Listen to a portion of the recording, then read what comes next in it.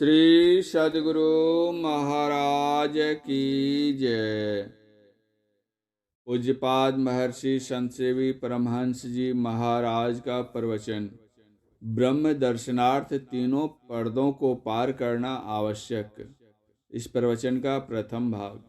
आदरणीय सज्जनवृंद तथा आदरणीय माताओं एवं भक्तिमती बहनों, यदि पृथ्वी तल से मिट्टी का एक ढेला लेकर हम आकाश की ऊंचाई में ले जाकर छोड़ दें तो वह आकाश में जब तक चक्कर काटता रहेगा जब तक वह पुनः पृथ्वी से आकर मिल नहीं जाता।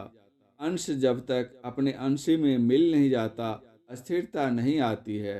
यहाँ पृथ्वी अंशी है और मिट्टी का ढेला अंश है। समुद्र से वाष्प निकलता है, वह ऊपर जाकर बादल का रूप लेता है, फिर पहाड़ों की चोटियों पर वर्षा करता है, पर वह जल वहाँ टिकता नहीं, वहाँ से नीचे की ओर भागता है। छोटी नदी या नाले का संग कर बड़ी नदी के साथ मिलकर समुद्र में समा जाता है। हम अग्नि जलाते हैं तो उसकी लौ ऊपर की ओर जाती है। अग्नि सूर्य का अंश है, वह सूर्य से मिल जाना चाहती है। हम देखते हैं कि जोरों का अंधड़ तूफान आता है, वेगवती हवा चलती है, फिर वह आकाश में ही विलीन हो जाती है, क्योंकि उसकी उत्पत्ति आकाश से हुई है। उसी तरह यह जीव भी अपने अंश से बिछुड़ जाने के कारण अशांत बेचैन बना हुआ है। यह तब तक शांति प्राप्त नहीं कर सकता जब तक यह जहाँ से इसकी उत्पत्ति हुई है वहाँ नहीं पहुँच जाए। गोस्वामी तुलसीदास जी रामचरितमानस में लिखते हैं, ईश्वर अंश जीव अविनाशी, चेतन अमल सहज सुख राशि, सो माया वश भय गुसाई, बंधे कीर मरकट की नाई। यह जीवात्मा परम प्रभु परमात्मा का अंश है। जिस जीव उस पीव को पाकर उसी तरह अस्थिर हो जाता है जैसे सरिता का जल समुद्र में जाकर अस्थिर हो जाता है। सरिता जल जल निधि मह जाई, होई अचल जिमि जीव हरि पाई। गोस्वामी तुलसीदास जी। जिस परमात्मा से जाकर मिलना है उसका स्वरूप क्या है? संत कबीर साहब कहते हैं, भक्ति सब कोई करे, भर मना ना टरे, भक्ति जंजाल दुख द्वंद भारी, ब्रह्म चिन्ह नहीं ब्रह्म पूजत फिरे, ही के नैन क्यों फोरी डारी। सर्वप्रथम हम विवेक दृष्टि से विचार करें कि ईश्वर स्वरूपता कैसा है, पश्चात उसकी भक्ति करें। एक सज्जन घूमने के लिए जंगल गए। घूमते घूमते उन्होंने एक कुटिया देखी। वे कुटिया के पास पहुँचे। वहाँ एक साधु बाबा बैठे हुए थे। उक्त सज्जन ने पूछा, बाबा, इस शांत एकांत जंगल में आप क्या करते हैं? उन्होंने कहा, भगवत भजन करता हूँ। उक्त सज्जन ने पूछा, क्या भगवान है? साधु बाबा ने उत्तर दिया, हाँ है। उक्त सज्जन ने कहा, मैं तो भगवान को नहीं मानता। साधु बाबा ने कहा, तुम भगवान को नहीं मानते हो, मैं अमेरिका को नहीं मानता हूँ। उक्त सज्जन ने कहा, बाबा, आप अमेरिका को कैसे नहीं मानते? बहुत से लोग वहाँ गए हैं और देख कर आए हैं। साधु बाबा ने कहा, परम प्रभु परमात्मा के पास भी बहुत संत महात्मा लोग गए हैं और उनको देख कर आए हैं। उक्त सज्जन ने कहा, बाबा, अगर आपको मेरी बात पर विश्वास नहीं है तो दिल्ली हवाई अड्डे पर जाइए, कुछ रुपये लगेंगे और हवाई जहाज़ का टिकट मिल जाएगा। हवाई जहाज़ पर बैठकर आप इंग्लैंड चले जाइएगा, वहाँ दूसरा जहाज़ मिलेगा, उससे अमेरिका पहुँच जाइएगा। साधु बाबा ने कहा, देखो जी, भगवान से मिलने के लिए पैसे खर्च करने की जरूरत नहीं, अवश्य ही कुछ समय खर्च करना होगा। पहले तुम मानस जप और मानस ध्यान कर लेना, फिर दृष्टि योग की क्रिया करके एक बिंदुता प्राप्त कर लेना। वह बिंदु तुमको प्रकाश में पहुंचा देगा। वहाँ जो शब्द मिलेगा उस केंद्रीय शब्द को पकड़कर तुम प्रभु के पास निःशब्द में पहुंच जाओगे। उक्त सज्जन ने कहा, बाबा, ऐसा लगता है कि आपको मेरी बातों पर विश्वास नहीं हो रहा है। देखिए, एक ग्लोब होता है, उसमें समूचे संसार का चित्र बना रहता है। आप देखेंगे कि भारत के पश्चिम में अमेरिका है, तब आपको विश्वास हो जाएगा। साधु बाबा ने कहा, मेरी बात सुनो। बिहार प्रांत में भागलपुर नगर है, वहाँ एक संत हुए महर्षि मही परमहंस जी महाराज। उन्होंने एक पुस्तक लिखी है, सत्संग योग। पुस्तक के 4 भाग हैं। चौथे भाग में उन्होंने पिंड ब्रह्मांड का चित्र बनाया है और लिखा है, पिंड ब्रह्मांड का सांकेतिक चित्र।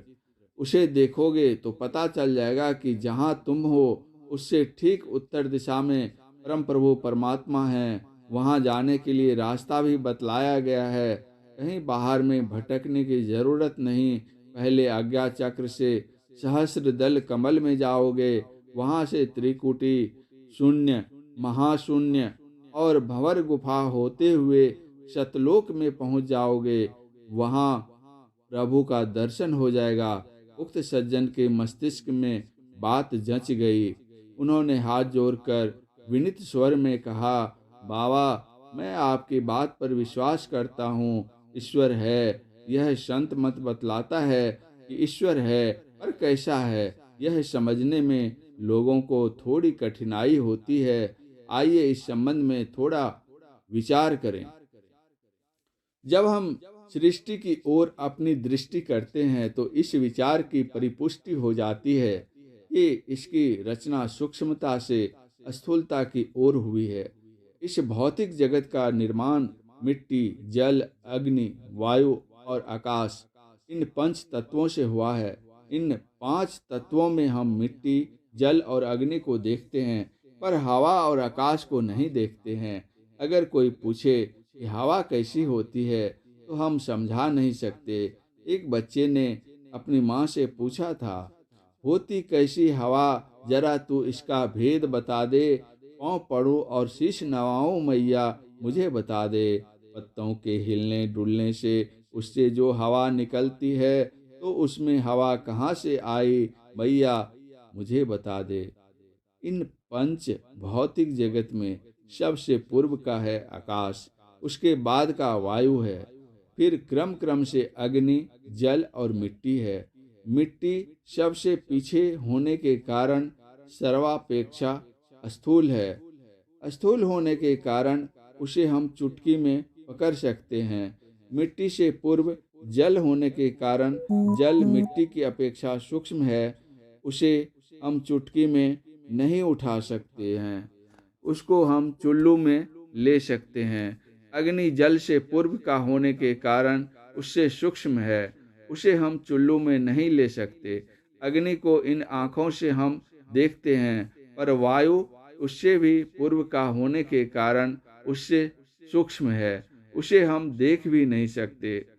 अवश्य ही हवा का स्पर्श ज्ञान होता है, किंतु आकाश 5 तत्वों में सर्वाधिक सूक्ष्म है, इसलिए उसका स्पर्श भी नहीं होता, बल्कि कोई भी इंद्रिय उसको ग्रहण करने में सक्षम नहीं है। फिर जो आकाश से पूर्व का है और उन सब से सूक्ष्म है, उसका ज्ञान हमारी इंद्रियां कैसे कर सकती है। परम प्रभु परमात्मा सबसे पूर्व का है, उसकी सूक्ष्मता की कल्पना कौन कर सकता है। संत सुंदरदास जी बतलाते हैं कि वह कितना पूर्व का है। भूमि पर आपहु के परे पावक है, पावक के परे पुनि वायु हु बहत है, वायु के परे व्योम, व्योम हु के परे इंद्री 10, इंद्रिन के परे अंतःकरण रहत है, अंतःकरण पर तीनों गुण अहंकार, अहंकार पर महतत्व कूलहत है, महतत्व पर मूल माया, माया पर ब्रह्म, ताहि ते परात पर सुंदर कहत है। अब सोचिए परमात्मा कितना सूक्ष्म है।